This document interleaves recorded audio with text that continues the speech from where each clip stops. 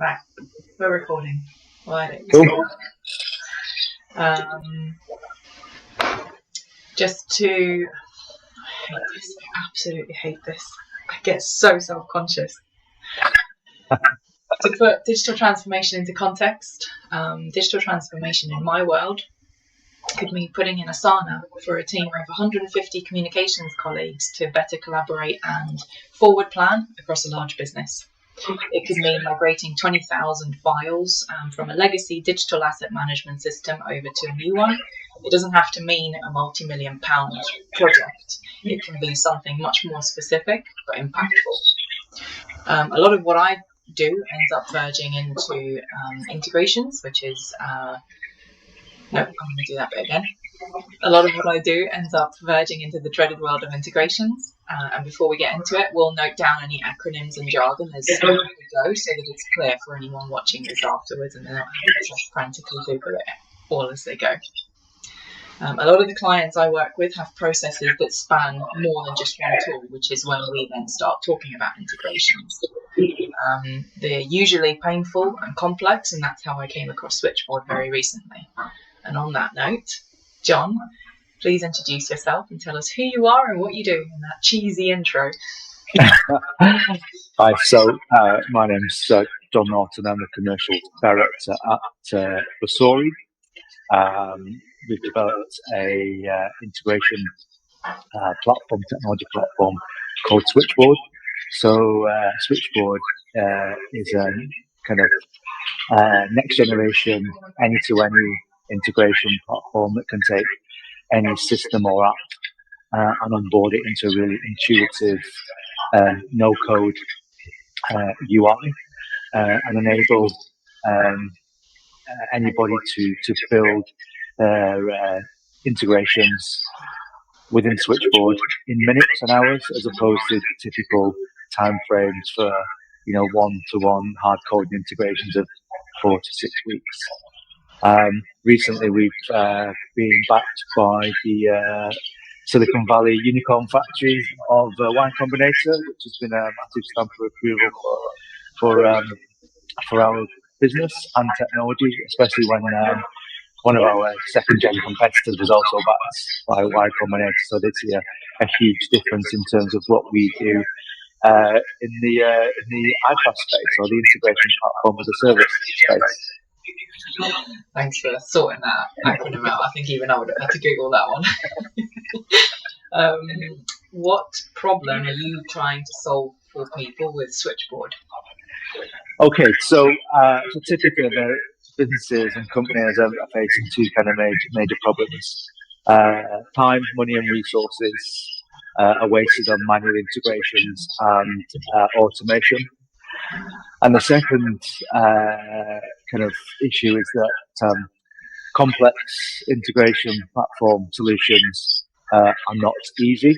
They tend to be very developer heavy, don't have a huge amount of customizable features.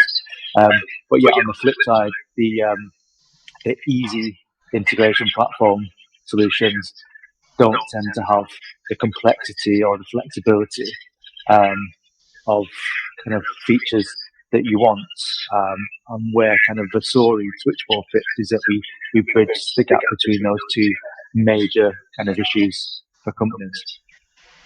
I know I had an example a couple of years ago when I was using or putting in Asana and Freshservice, which is a help desk system, so just ticketing, and there was a use case where I wanted to see if it was possible to have a trigger in the help desk system that if a ticket had come in and been triaged and identified as like something that needed forward planning, it would have ended up on an Asana board.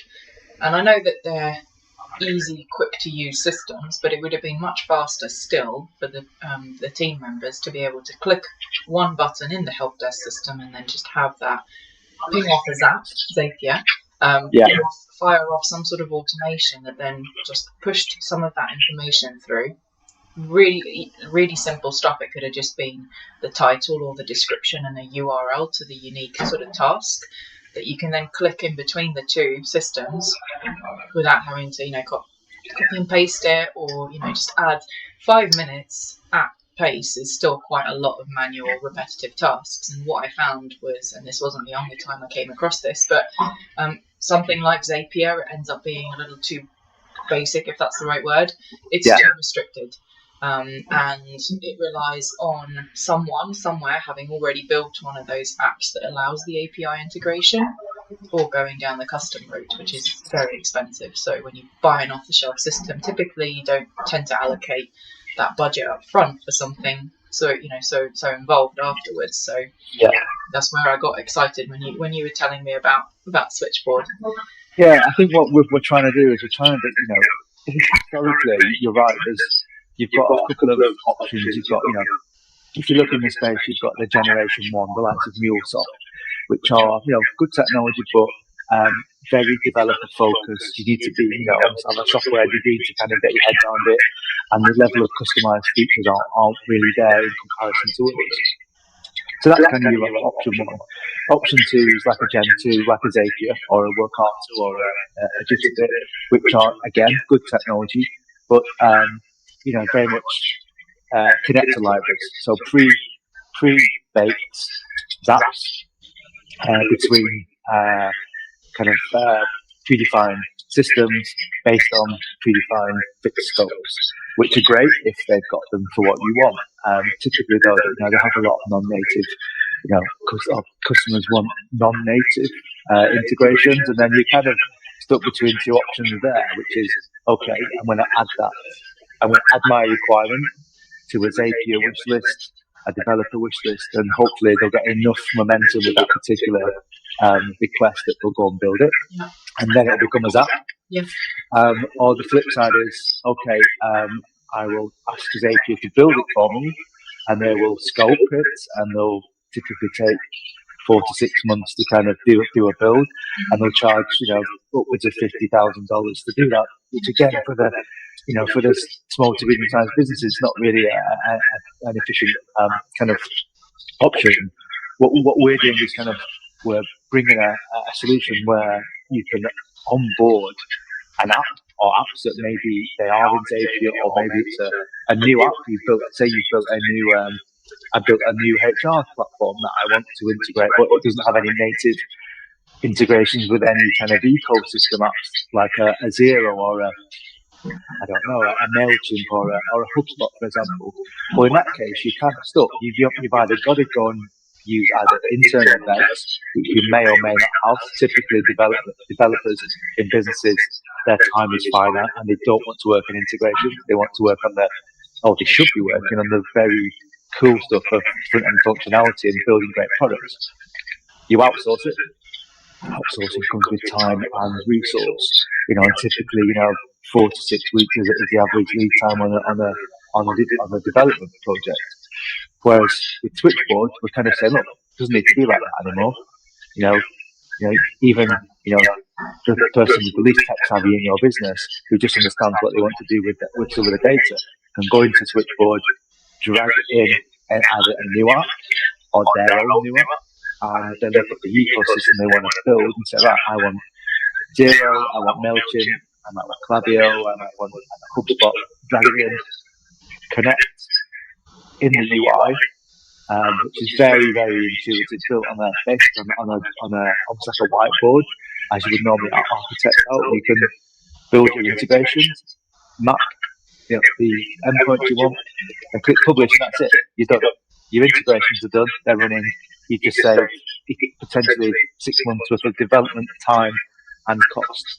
I think that's why, in this space, we're kind of really pushing ahead, because we believe, integrations should be like the electricity in your cables or the water in your pipes. It should be there. It should be simple and easy to do. It shouldn't be left, expensive, and professional developers to do some of that stuff. So I must admit, I'm biased because I believe very strongly in all of this, because one of my sort of inherent frustrations with software is, and this is a utopian, pointless, waste of breath in reality, because I know it is what it is and you can't change it overnight. But no one system is enough for either an individual or a business to work off of, but most systems don't talk to one another. Even the Microsoft stuff, I can't get a spreadsheet and a Word document to do, anything other than just a manual link, and that's it. Like that's about the end of what's available to me on there. I think you've also got the situation where you've got companies where they've got legacy systems. They've got big systems within their business, and they think that just it's almost like if it ain't broke, don't fix it kind of. Well, it's kind of working. It does its job. Is it efficient? Probably not. Is it automated? Probably not. Am I getting human errors because it's manual input? Probably yes. But they go, well, it's going to cost too much to rip it out, and put something else in. And I don't think they understand that some of these systems, they can be readied. We can build APIs onto them. We can make them readily available to connect to new systems. They don't have to just think, right, that's just the way it has to be. And I think that's where gives us that, again, a bit of an edge in terms of we can take as part of our offering, and we can look at a system and say, well, actually, with a little bit of professional services, we can bring it up to date, we can drag it into a switchboard, and we can connect it up to all your different apps and systems that you want, and then remove all those headaches and issues that you were kind of you didn't think you were having, but you were just ignoring them. Yeah, no, it all makes sense. Something that you said about click and drag one to another, and then it's connected in the user interface. It sounds like magic, which is why I got quite excited. But I've seen it in action. It is that simple, or it can be that simple. So, on that note, can you give me an example of something like that, so that people can have just an example to just immediately understand what the sort of thing that's possible? Yeah. So I suppose if I give a live example, so we recently worked with one of North America's largest vegan marketplaces. So they had